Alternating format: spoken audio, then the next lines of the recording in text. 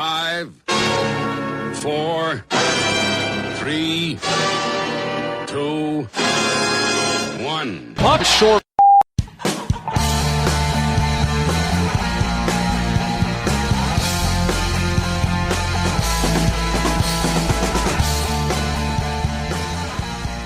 Hello everyone and welcome to a brand new episode of the One Puck Short podcast. It is Wednesday the 6th of January 2016 and I'm your host Rob McGregor. Andrew Berkshire of the Ice Level podcast joins me shortly to talk about the Montreal Canadiens season and the All-Star game which is coming up in Nashville at the end of the month.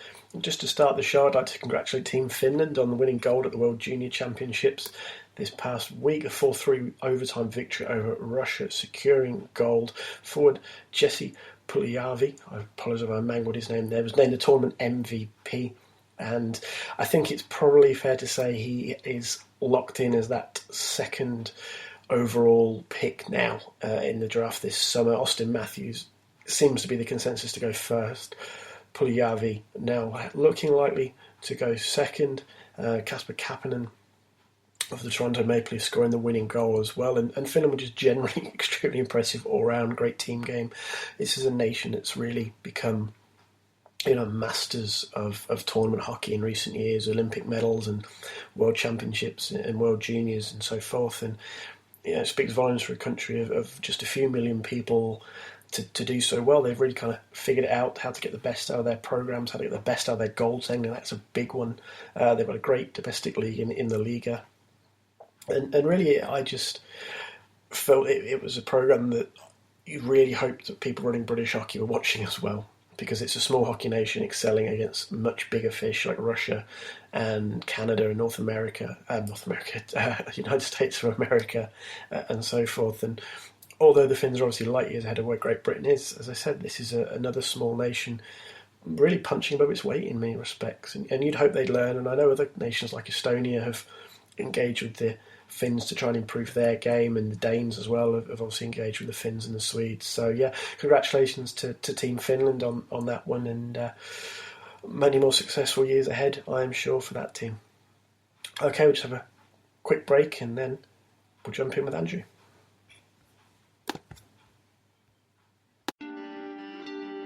One Puck Short is brought to you in association with Eastside Hockey Manager, an in-depth ice hockey management simulation brought to you by Sports Interactive and Sega, developers of the world-famous Football Manager series, available now for PC via Steam. Joining me now on the One Puck Short podcast, 1/3 of the Ice Level podcast team and a contributor for Sportsnet.ca, please welcome to the show Mr. Andrew Berkshire. Hi Andrew, how are you? Good, how are you guys? I'm very well, thank you. Thanks for joining me today. Been a strange season for Montreal thus far. They started the year with 9 straight wins, terrible run of form in December, 3-11-0, 2-8-0 in the last 10, a pretty uninspired performance against Philadelphia last night. I mean, what do we know about the Montreal Canadiens right now? We know that they can't score, that's for sure. It's been a crazy last month and a bit now for the Montreal Canadiens. It's beyond just struggling. It's struggling to an extent that I don't think we've seen for any team as far as percentages in the last couple of years now. Sometimes these kinds of runs do happen in the NHL, but overall they're extremely rare. I'm not entirely sure exactly how rare. I'm sure some people can tell you that, but I'm guessing it's around like once every 5 years that a team goes through struggles like this. And it's not that they're playing poorly either. For the most part, until the last few games, they had been producing more scoring chances than the teams that they're playing against, allowing not very many scoring chances, below league average. Like most of the things that you want to do to be successful, they were doing right, and just nothing was working for them. And now, because it's gone on so long, it seems like the players, the coaching staff, everyone has kind of just taken a step back and it's just gone to complete disaster mode now. Yeah, one of the stats I noticed earlier when writing up my running order for today is in the 18 games since Carey Price was put back on the shelf, really, they've conceded 3 or more goals 13 times. But as you mentioned, over that same period, they've only scored 36 goals, and 5 of those against the Bruins on New Year's Day. Yeah, it's brutal. I mean, they've only been scoring 2 goals a game, and that includes the Bruins game where they scored 5. So really, on average, they're giving their goaltenders less than 2 goals a game of run support, which, even scoring 2 goals a game last year when Price was in net, I believe they were still under 500 when they only scored 2. They won more than almost every other team in that situation because of Carey Price. But when you score just 2 goals a game, you just don't win in the NHL. And, there was troubles with the goaltending. Tokarski had some terrible performances. Mike Condon it looked like a crisis of confidence combined with being a little bit tired. Yeah. But overall, the goal scoring is the biggest problem. I mean, what's the cause of this? Because kind of on paper, they don't look a bad team at all. Pacioretty's a guy who's capable of scoring 30 to 40 goals. He might do again this year. He's got 16 and a hot streak will probably take him through there.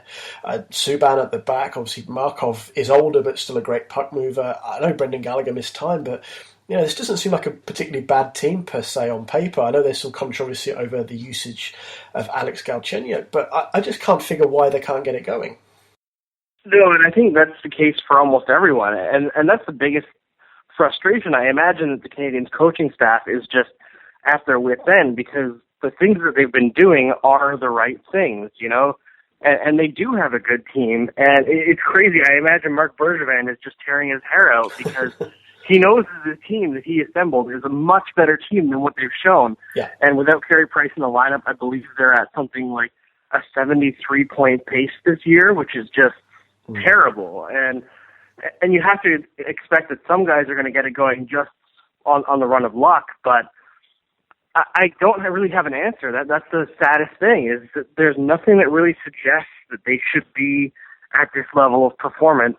And, you can say, well, then therefore it shouldn't last and it's just luck, but it's lasted over a month. And it seems like every time they look like they're going to break out of it, they go and have a game like they had against Philadelphia. And you wonder, is this something that the room needs a shake-up just for the sake of getting them out of this? And it seems like Michel Therrien has tried that tonight by scratching Thomas Fleischmann, which I don't necessarily agree with, but I guess it's a desperate move. But I don't know. I think in the end it's very difficult to not look at the coaching staff for the management because you can't trade the entire team. You can't trade a core player over a 1-month stretch, but you can replace the coaching staff. And you've got a very good francophone coach sitting on the sidelines right now in Guy Boucher, which isn't a very common thing to happen to the Montreal Canadiens. Usually when they have to find a coach, there's almost nobody available. Yeah, I mean, we've kind of almost touched on, I say, the 3 options maybe available to the team. Either you make a statement with the group you have, and scratching Thomas Fleischmann, a veteran player, is kind of that statement, I think. Everybody is accountable. As you mentioned, does Mark Bergevin consider maybe looking in the trade market? And now we're past Christmas and New Year, things sometimes start to grease a little bit, and obviously the Predators and the Blue Jackets are talking at the moment, and maybe that'll kick a few more things off. Or, as you said, the final kind of option, I suppose, for Bergevin is fire the coach. And Guy Boucher is the elephant in the room in this regard, almost. Yeah, absolutely, and he just won the Spengler Cup, which is a rarity for Canada. And he's a fiery guy, and Michel Therrien is a fiery guy too, but behind the bench for the longest time, especially in this tenure, he's tried to rein himself in and be unemotional, and it's kind of translated to looking kind of like a dead fish on the bench a lot of times. And, sometimes in games where you need your coach to be that spark, and, if a couple bad calls go against you, get at the referees, or if you need to fire a guy up, fire him up instead of just standing there. Michel Therrien hasn't been that guy, and maybe a guy who wears his emotions on his sleeve like Guy Boucher is the kind of coach that they need right now.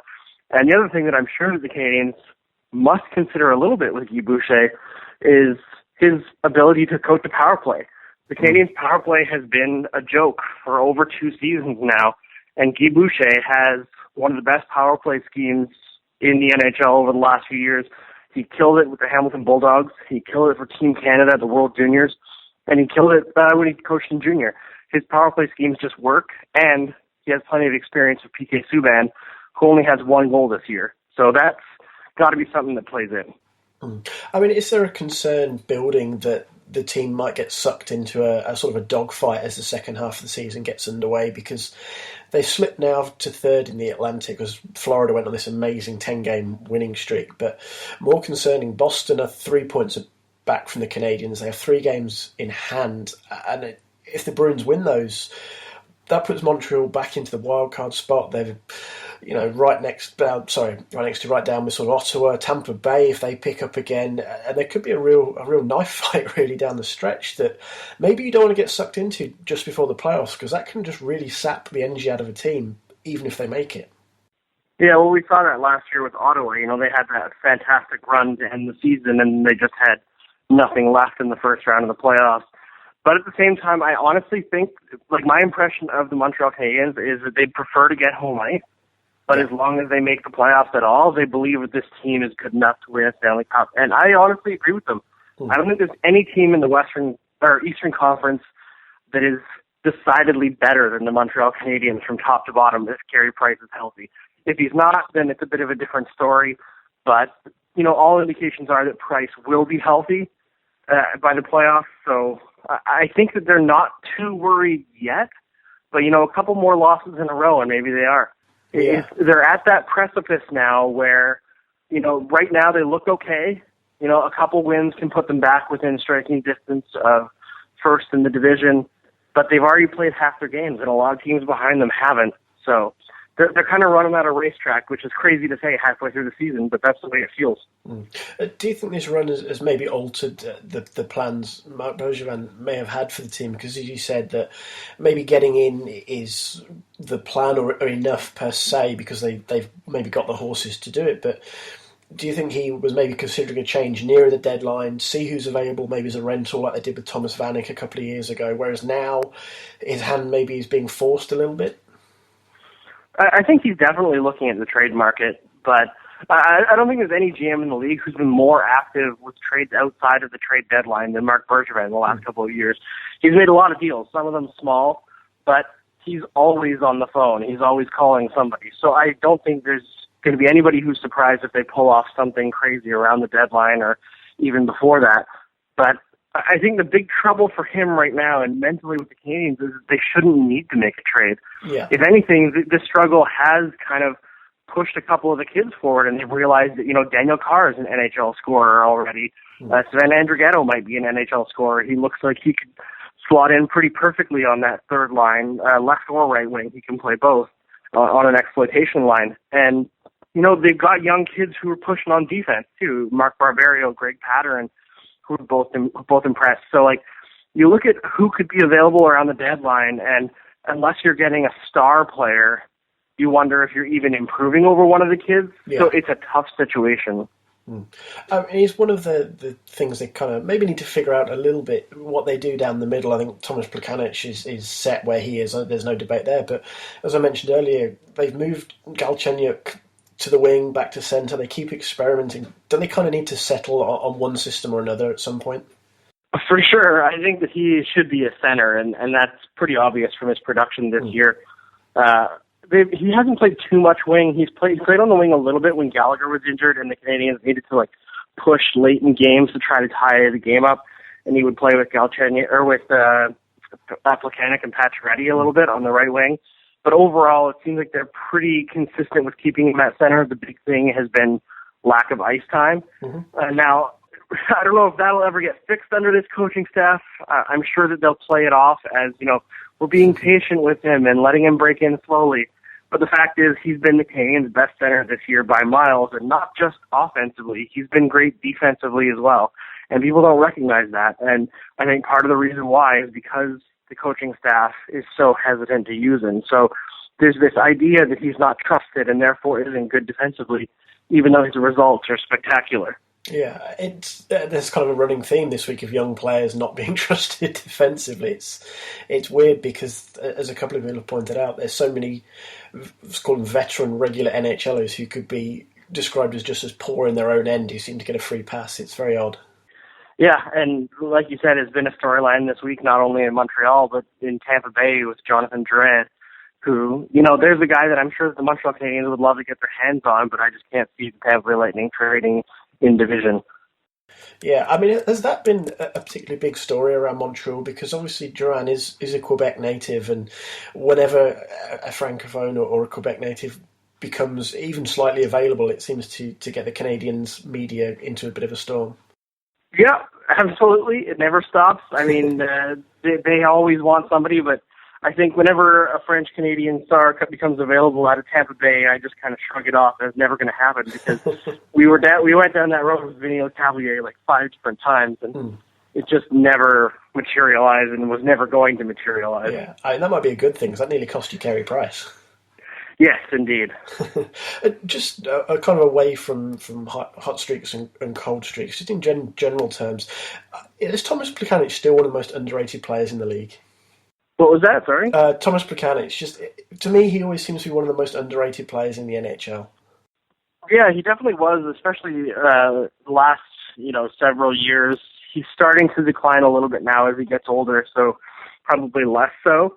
But for a long time, Tomas Plekanec was, a number one center in a market that refused to believe that he was a number one center. I believe he had like a 3 or 4 year run where he was the 15th highest scoring center in the NHL. And if that's not a number one center, then I'm not sure exactly what people expect, especially considering he always faces top lines. But that's just, Tomas Plekanec has never really gotten the respect that he deserves, although now that he's getting older, it's starting to come a little bit in the media. It's kind of the same thing that happened with Saku Koivu, and a lot of what happened with Daniel Alfredson as well in Ottawa. Alfredson in Ottawa for a long time was considered, a career loser. He'd never accomplished anything. The Ottawa Senators had a great team and never got it done.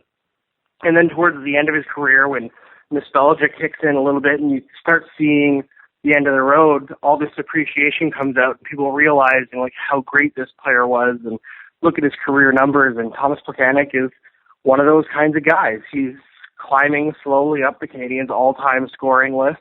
I believe he's top 20 now. It's pretty impressive stuff. And if he continues on this contract, he has a good shot of climbing up quite a bit further. He's got 2 more years after this one to rack up some points.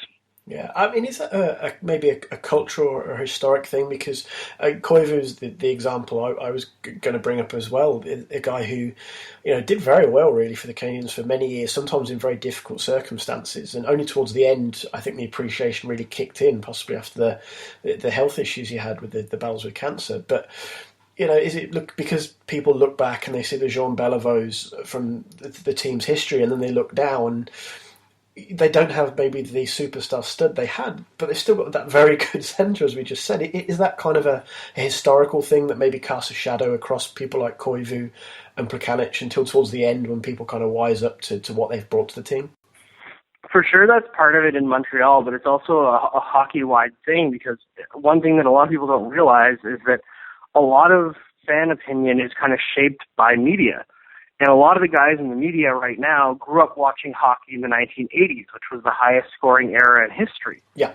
So those guys still can't get out of their own heads that, Gretzky scored 205 points in the season. Gretzky scored 215. So, how impressive really is it that Crosby would score 120 in his best year? Yeah. Not realizing that the game is entirely different now. And, Saku Koivu, I believe, is 10th overall in Canadian scoring, but his points per game is very similar to Henri Richard.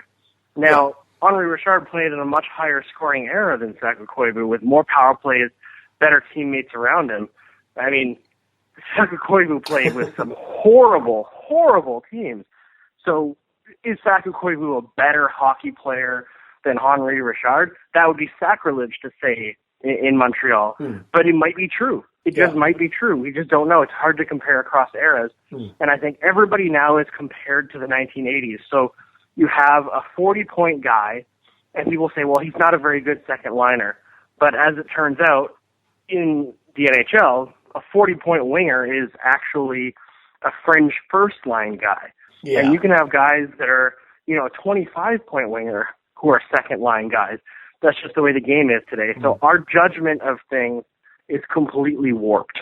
Yeah, and that's a great point, really. I think I can't remember who it was brought it up a few years ago now, that the difficulty you have comparing across eras is that if you put somebody from today's or what was then, I think Dan Heinold was an example then, which kind of dates it. Was if you put Dan Heinold in the NHL of the 50s and 60s, knowing what Dan Heinold knows now with the skating ability and the nutrition and all that, Dan Heinold would have dominated the NHL in the 50s. And it's kind of the way the game has moved. Goaltending has changed beyond all recognition. And that doesn't seem to be accounted for very often. No, it doesn't. And it's very hard to, fully adjust for it. Goaltending is a big difference maker. Systems is a huge difference maker. I mean, you watch old games and shot blocking barely existed before, like 1994. It's a totally different game now. Yeah, for sure. And that was one of the things, just reflecting on Joey McGinley's career really this week. Another big story was McGinley hitting his 600th goal. Granted, he got a slightly lucky bounce, but I think with 600 goals, you can allow the guy one lucky break here and there. But I mean, he scored 50 goals twice. He had another 2 40-goal seasons during some of the most difficult eras to excel in front of the net that we've seen in NHL history. Yeah, and he's still scoring 30 a season in his late 30s, Incredible player. And look at Jaromir Jagr, Yeah. Played almost his entire career in the dead puck era and is now encroaching on, third overall in goals in the history of the NHL. It's flat out incredible. Yeah, it's strange the way that those guys. Maybe it's the way they play the game. Joe Thornton's kind of the same as well. They've maybe avoided the big injuries, which can sideline some guys. Obviously, concussions aside, but knee injuries that took Pavel Bure out of the game and so forth. That probably doesn't hurt their longevity, but the way they've kind of so consistently scored. I think Iginla has failed to score 20 goals twice in his entire career. One of those was the truncated 2012-13 season. So that's a pretty good record for a guy who's been playing 19 years now. So yeah, it's incredible. One other story that sort of came out today: the remaining 40 players for the All-Star game in Nashville were announced, and some are predictable. I think the Jamie Benns and Patrick Kanes of the world. So Patrick Kane's the captain. Jonathan Taves. A couple of controversial ones in there. I know Stephen Stamkos, you and I mentioned earlier, who's not had the best season, nor's Ben Bishop. But were there any really notable omissions for you, or very surprising inclusions? I think the only inclusion that really shocked me was John Gibson, which I believe he's only played 12 games. And, the Pacific Division isn't anything special, but if you're going to name a guy who, doesn't really deserve it, you might as well name a guy who's played more. I just don't understand it, really, especially considering, it's not like the Ducks have been a team that deserves more than one person at the All-Star game, so it just doesn't make a lick of sense to me to put John Gibson in there. But then again, the NHL doesn't really understand goaltending very well, so it's hard to really freak out at anything. And the All-Star game doesn't matter. I think the main thing for me with the All-Star game is this whole John Scott thing. And, I know everybody thinks it's funny, and, he's a guy that gets the joke, whatever. But the people who made that decision and voted him in aren't the people who the All-Star game is for. It's for kids.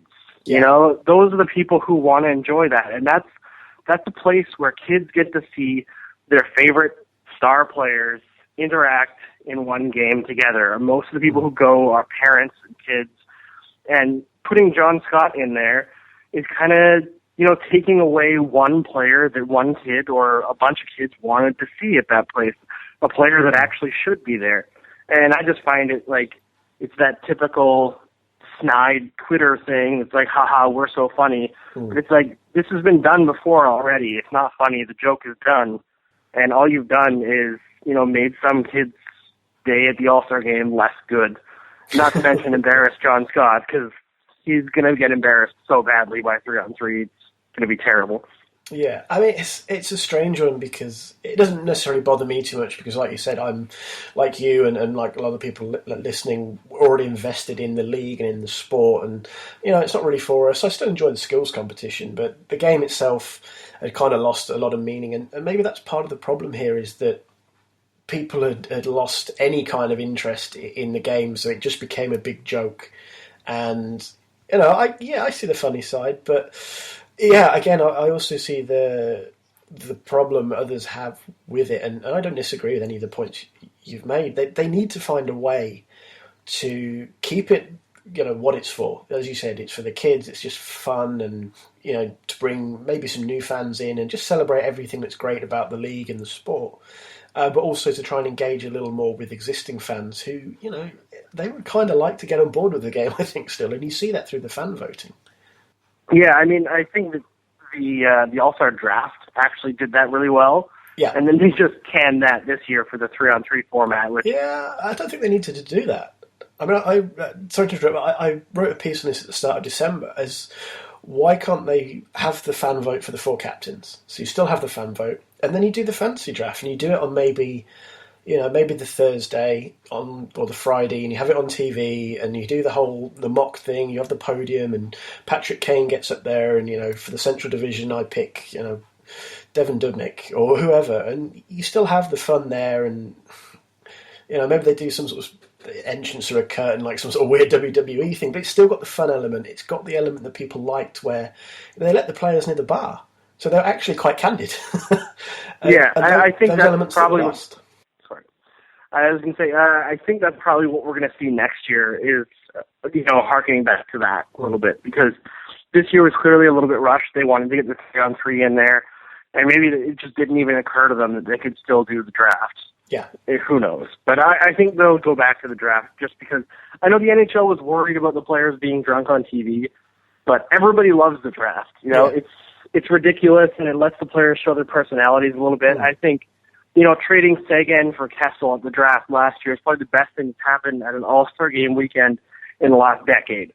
It was just hilarious, and those kinds of spontaneous moments from the players are what makes the weekend worthwhile. Yeah, absolutely. I mean, one of my favourite memories from it isn't even a particularly interesting story per se, but it was maybe last year or the year before, and I think Jonathan Toews took Shea Weber, and obviously Weber got up, shook his hand, and they zoomed in on Carey Price.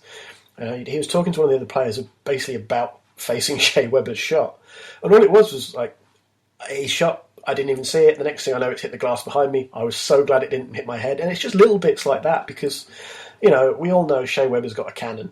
But you never hear guys like Carey Price talking about what it's actually like to stand in front of that. And it's just those little bits. And that's not Carey Price being drunk off his ass and stumbling around and slurring his words. That's just one of those little moments of interaction that you don't see because whenever you do see it, like Joe Thornton last year with the whole comment about whipping it out if he'd scored 4 goals, guys lock up when people are around, but that was one of those rare moments where you actually just had players and they almost forgot the camera was there. Yeah, exactly.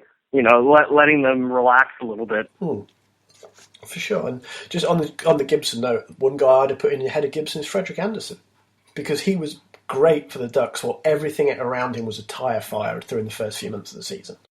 Yeah, that would make a lot more sense, wouldn't it? So, but there we go. I mean, I know people have sort of raised an eyebrow. Sidney Crosby's not there, but I think he's played, one in his entire NHL career. So, it's like every other All-Star game. There's no Sidney Crosby. But, it's pretty cool. I think the teams they've got are there or thereabouts. And, Komarov's maybe a surprise, but he's had a great start to the year. And, it's a strange event, and I'm kind of hoping maybe that, as we've said, that they possibly amalgamate a couple of things from this year with popular elements from the past to, form something that everybody can get behind it as we move forward. So, but Andrew, thank you very much for stopping by today to join me. Where can people find you online and so forth? They can find me at Andrew Berkshire on Twitter, and you can go to Facebook/Andrew Berkshire page for my personal Facebook stuff that has all my stories if you miss anything on Twitter. But honestly, Rob, thanks for having me on. It's an absolute pleasure. Thank you very much for joining me. It's been great to have you on. Cheers. One. Short. There we go. Thanks again to Andrew for joining me. Great to chat about the Canadiens, their ups and downs this season. And as he said, you can follow him on Twitter and on Facebook. A couple of little bits just to get to before we end this week's show. Knowing my luck, this will all go through during the editing phase, but Nashville and Columbus are apparently in deep talks regarding a possible move. Obviously, the speculation instantaneously is that they may be looking to acquire Ryan Johansson from the Blue Jackets in exchange for, well, you can speculate as much as you want there. I guess Seth Jones has been mentioned before. There's obviously picks, there's other prospects in Nashville. They may consider moving.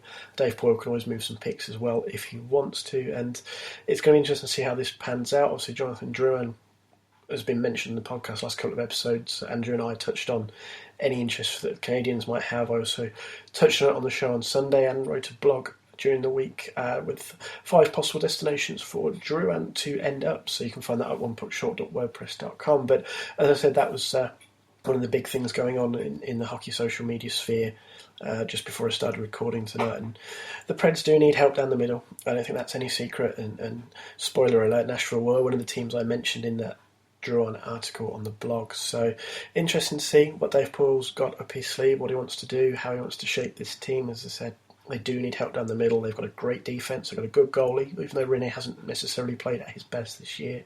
They've got some good wingers in the shape of guys like James Neal and Philip Forsberg, but they need some help at centre. And if they get somebody like Johansson or, Drouin, Nugent Hopkins was mentioned at one point, if they can get that top guy, there could be a real threat in the postseason.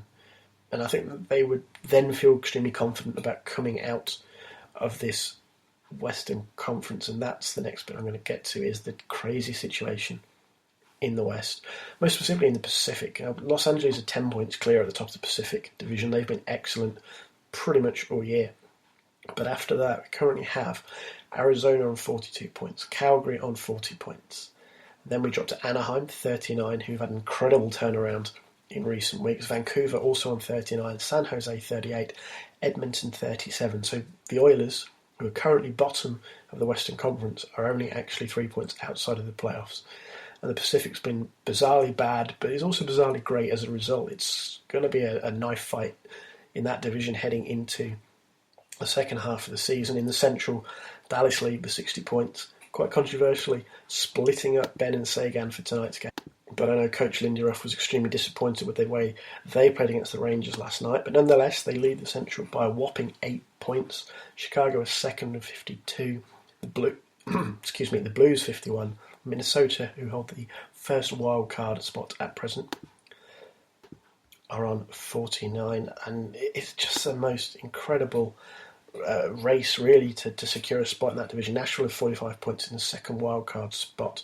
So they've got a little bit of ground to catch up on the Wild and the Blues and the Hawks, but they've also got a 4-point cushion on Colorado, 5 points on Winnipeg, and that's kind of harsh on the Jets. And we talked about Connor Hellebuck maybe missing out on the Calder because of it on Sunday's show. It's incredible the way the West is shaping up this year, and we're going to lose at least one, maybe 2 good teams this year. And whether you consider them good teams, the Sharks have still got something going from the guys like Marlowe. Brent Burns is on pace to score 35 goals this year.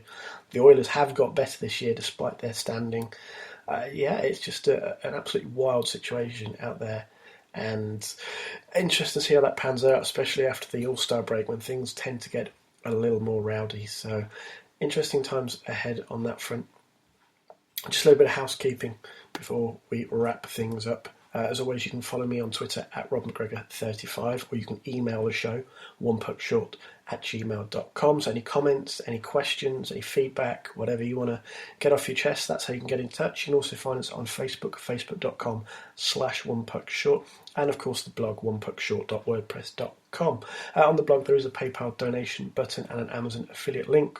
If you're so inclined, hit the PayPal donation button. If you think we're worth £1, £10, £100, $10, whatever, if you think we're worth it, please get in touch, make a donation. It all helps towards the running of the show. Covers our costs, equipment costs, hosting costs, that sort of thing. And equally, the Amazon affiliate link, that helps the show in a slightly different way. Basically, it takes you through to Amazon, but through that link, as soon as you hit pay at the checkout, we get a little kickback from Amazon. It doesn't cost you a penny extra, but it helps us out and, again, gets funneled back into the show. Thanks again to my guest, Andrew Berkshire. I'll speak to you all again very soon.